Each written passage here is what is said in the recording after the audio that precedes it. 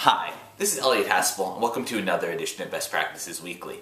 Today we're going to be talking about how you can use calculators as effective learning tools. And this comes from an article on teaching children mathematics. And the video is going to be a little bit short this time because there's a lot of information about some specific activities that the authors recommend that's available in the full article write-up. And so I'm going to really recommend that this week you download that. It's going to be an easier way to kind of get the information and it's necessarily in the video. What I'm going to do though is go quickly over the three specific activities that the authors talk about. And the reason that we're talking about this is the authors say that often in classrooms calculators are used very kind of for rote tasks. They're used to check work, they're used for very drill-based practice, they're not used for particularly robust learning activities, but it's actually, there's a significant opportunity to use them to enhance learning, and there's actually a fair body of research that shows that calculators, when used in creative ways, can significantly impact students' math achievement in a positive way. And so they give three examples of ways you can use calculators to do more substantive work, to build it into really building key math skills rather than just having it be drill or checking, sort of checking students' work. So the first of these is a game. They're all games. First one's called Wipeout, and this is a way you could use calculators to teach number sense. And the basic idea is that students are working in pairs, and that one student inputs a number with different digits, say 49, 32, hands it to the other student and says, wipe out one of the digits. In this case, let's say wipe out the 9. And the other student has to figure out what you would subtract to get rid of that, to zero it out.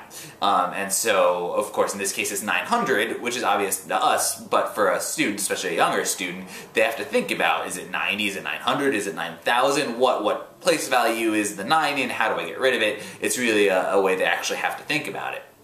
And there are plenty of extensions for all of these. In this case, you could use decimals with older students. You could have them try to put the numbers not to 0, but to a different digit, turn the 9 into a 4, for example. Lots of things you can do to extend it for students who are a little bit more advanced in terms of their age, but that's just one example for number sense. There's a game called Groups, which is really about multiplication and division understanding, and in this case what you do, there's sort of a series of steps, but the calculator is used to do repeated addition or repeated subtraction. So you're helping students see that, if you 4 times 7 is 28, well, how many 7s is that actually? So they can go 7 times plus 7 plus 7 plus 7, making an equal sign on their calculator. It's a quick and easy way for them to do that. Again, building the calculator as part of the learning of the concept, not just checking their work.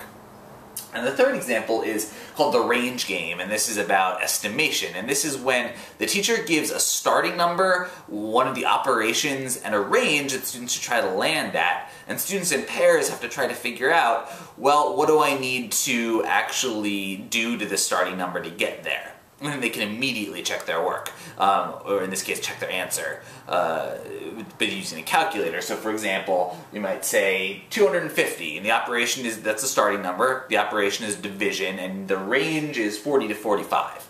And students have to get together and they have to try to figure out what should we divide 250 by to get in the 40 to 45 range, and then they can try it out. And the great thing about using the calculator there is they'll instantly be able to see, oh, nope, too low, too high, talk about why, try to adjust course. So again, these are three quick kind of games. There's a lot more detail about them in the full article write-up, so I would really recommend that this week you download that.